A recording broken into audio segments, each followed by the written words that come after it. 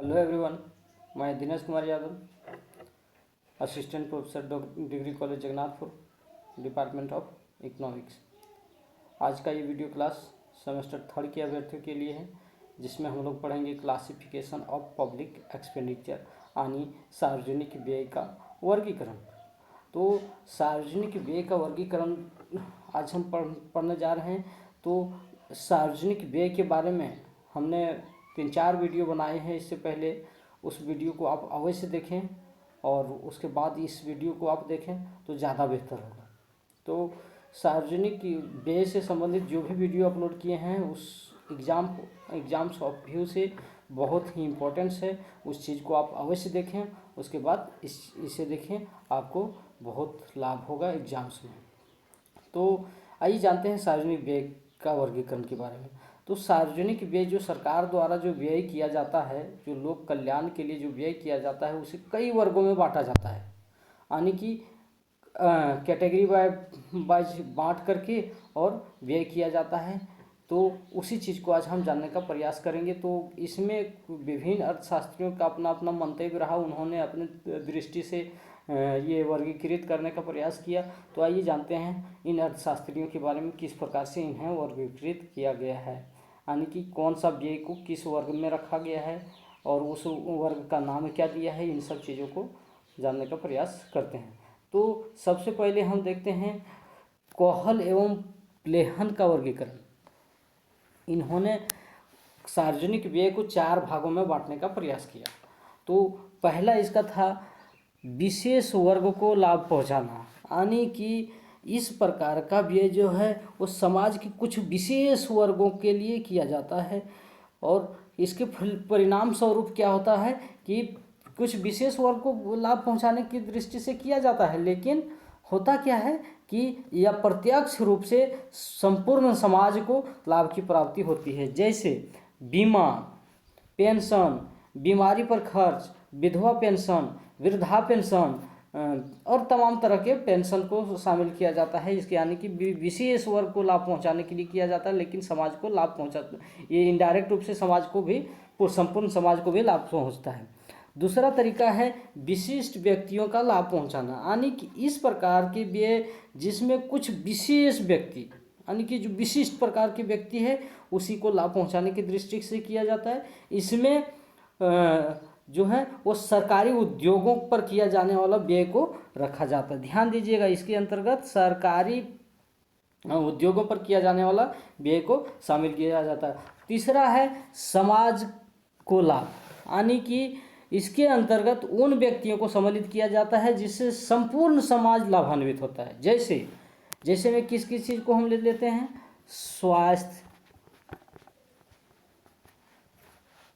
शिक्षा, सुरक्षा, रक्षा आदि, इस पर किया जाने वाला व्यय ये समाज को लाभान्वित करता है। अगला है मिश्रित लाभ पहुंचाने वाला व्यय। इस प्रकार के व्यय जिनमें कुछ व्यक्तियों को प्रत्यक्ष रूप से तथा संपूर्ण समाज को क्या होता है या प्रत्यक्ष रूप से लाभ होता है। जैसे न्याय व्यवस्था, पुलिस प्रणाली, पहला क्या है इसमें, इसके अंतर्गत क्या होता है, न्याय व्यवस्था,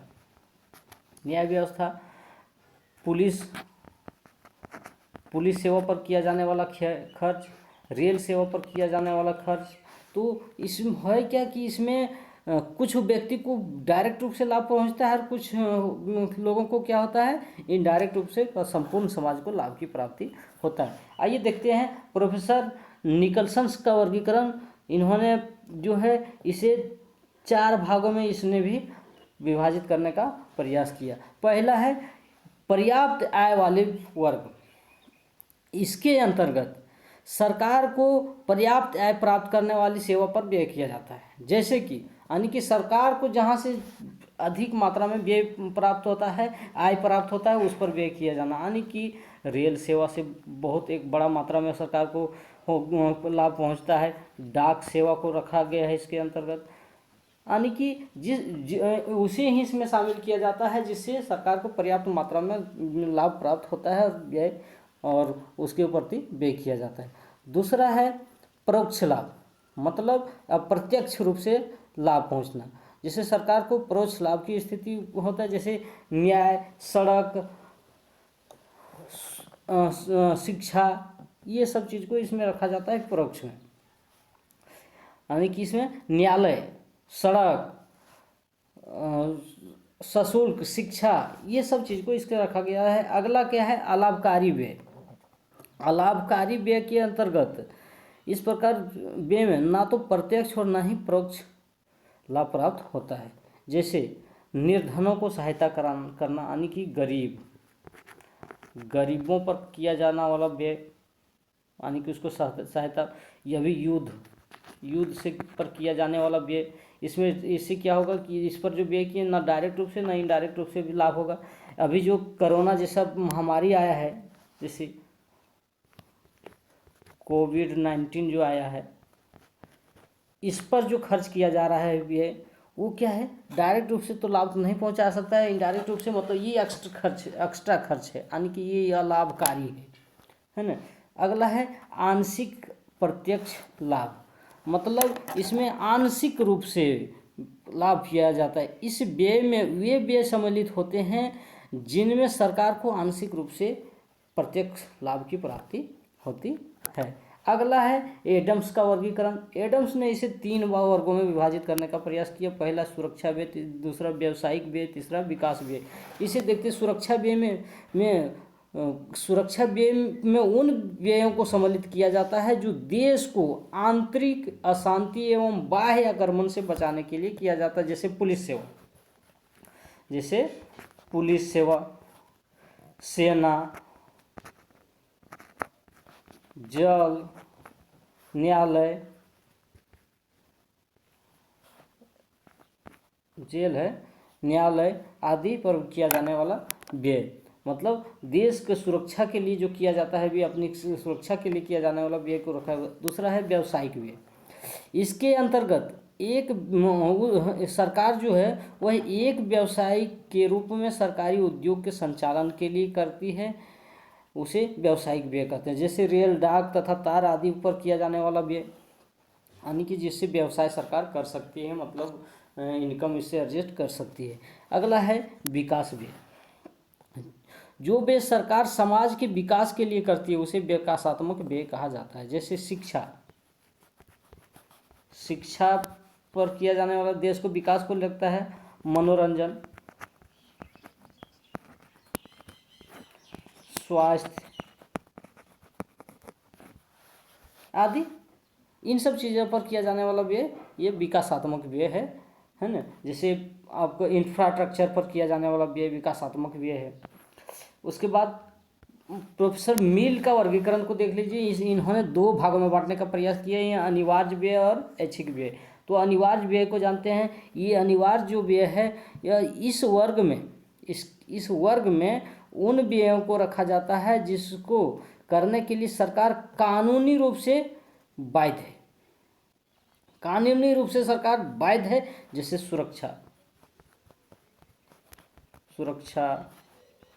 न्याय, प्रशासन आदि को रखा जाता है इसके अंदर। अगला है ऐच्छिक व्यय। इसमें सरकार को ये अनिवार्य नहीं होता है कि उसमें व्यय करना ही करना है। इसमें वे व्यय सम्मिलित किए जाते हैं जिसको करना सरकार की इच्छा पर निर्भर करती है। जैसे लोक उद्योगों पर किया जाने वाला व्यय आदि, ठीक ना। अगला है प्रोफेसर रोस्टर का वर्गीकरण। इन्होंने आवश्यक व्यय, अनावश्यक व्यय और लाभदायक व्यय 3 भागों में बांटने का प्रयास किया है। तो आइए जानते हैं आवश्यक व्यय क्या है। इस प्रकार के व्यय को सरकार को अनिवार्य रूप से करना पड़ता है। जैसे शांति एवं सुरक्षा के लिए किया जाने वाला व्यय, शांति एवं सुरक्षा कहिए, अनिवार्य व्यय की है कि नहीं। अब बताइए कि अभी जो कोविड-19 के लिए जो खर्च कर रहा है, कोरोना के लिए जो सरकार व्यय कर रही है, अनिवार्य है कि नहीं। तो ये सब व्यय को इसमें शामिल किया जाता है। दूसरा क्या है, अनावश्यक व्यय। प्रोफेसर रोस्टर ने बताया दूसरा अनावश्यक व्यय। अनावश्यक व्यय, इनमें उन व्ययों को सम्मिलित किया जाता है जिन्हें सरकार आवश्यक नहीं समझती है। जैसे सजावट पर व्यय। मान लीजिए अभी सजावट, देश को सजाने की क्या जरूरत है, सजावट। जैसे अभी डोनाल्ड ट्रंप भारत आए थे तो उसमें सजावट में काफ़ी ज़्यादा खर्च हो गई थी ना, तो ये सब व्यय अनावश्यक व्यय है। उन्होंने तीसरा तरीका बतलाए लाभदायक व्यय। लाभदायक इस प्रकार के व्यय जनता के लिए लाभकारी होता है। स्पष्ट इतने एक लाइन में समझिए कि यह जनता के लिए लाभकारी होता है। जैसे स्वास्थ्य व्यय, बीमारी पर व्यय, शिक्षा पर व्यय, स्कूल भवनों पर व्यय, ये सब व्यय जो है यह लाभकारी होता है यहाँ के लोगों के लिए। अगला क्या है, फिंडले सिराज का वर्गीकरण। फिंडले सिराज ने इसे 2 वर्गों में बांटने का किया, प्राथमिक और गौण। गौण को ध्यान दीजिएगा, यहाँ गौण डबल ये होगा, ठीक ना, ये ध्यान दीजिएगा। गौण प्राथमिक ऐसे समस्त व्यय, प्राथमिक व्यय के अंतर्गत ऐसे समस्त व्यय कराते हैं जो देश में शांति एवं सुरक्षा के लिए सरकार द्वारा किया जाता है। जैसे सुरक्षा, कानून व्यवस्था आदि पर किया जाने वाला व्यय, ये फिंडले सिराज ने कहा था, ध्यान दीजिएगा, है ना। दूसरा गौण में इन्होंने बताया कि इन व्ययों में समाज को उन्नति से संबंधित व्यय सम्मिलित किए जाते हैं, जैसे शिक्षा, स्वास्थ्य, मनोरंजन। देखिए सब एक ही चीज़ कह रहा है, जितने अर्थशास्त्री हुए सब एक ही चीज़ कह रहे हैं, लेकिन ये विभाजित करके हैं अलग अलग तरीके से, ध्यान दीजिएगा। अगला क्या है, डाल्टन का वर्गीकरण। डाल्टन ने इसे 4 भागों में बांटने का प्रयास किया। पहला, प्रशासन पर व्यय, यानी कि इस प्रकार के व्यय में नागरिक प्रशासन संबंधी व्ययों को सम्मिलित किया जाता है, जैसे मंत्रिमंडल व विधानसभाओं द्वारा किया जाने वाला व्यय। दूसरा है न्याय व्यय। वे व्यय जो न्याय से संबंधित होते हैं उन्हें इसमें सम्मिलित किया जाता है, न्याय से संबंधित किया जाने वाला व्यय। उसे इन्होंने तीसरा तरीका बताया सामाजिक सुरक्षा पर किया जाने वाला व्यय, जो व्यय समाज को सुरक्षा प्रदान करता है, जैसे समाज की सुरक्षा, शिक्षा व्यवस्था उपलब्ध कराना, स्वास्थ्य व्यवस्था उपलब्ध कराना, ये सब चीज़ को इन्होंने सम्मिलित किया है सामाजिक सुरक्षा के लिए। चौथा है ऋण से संबंधित व्यय। इन्होंने बताया कि राजकीय ऋणों को प्राप्त करने के लिए जो व्यय किए जाते हैं उन्हें ऋण संबंधी व्यय क्या है कहे जाते हैं। ये किसने किया, प्रोफेसर डाल्टन ने कहा। उसके बाद पीगू ने भी इसे 2 वर्गों में विभाजित करने का प्रयास किया। पहला हस्तांतरण व्यय, दूसरा गैर हस्तांतरण व्यय। यहाँ ध्यान से सुनिएगा, हस्तांतरण व्यय और गैर हस्तांतरण व्यय को। हस्तांतरण व्यय में हस्तांतरण व्यय जो है इस वर्ग में उन व्ययों को सम्मिलित किया जाता है जो सरकार द्वारा नागरिकों के हितों के लिए व्यय करते हैं, जैसे बेरोजगारी भत्ता, पेंशन, बीमा आदि। इस प्रकार के जो व्यय होते हैं वो हस्तांतरण।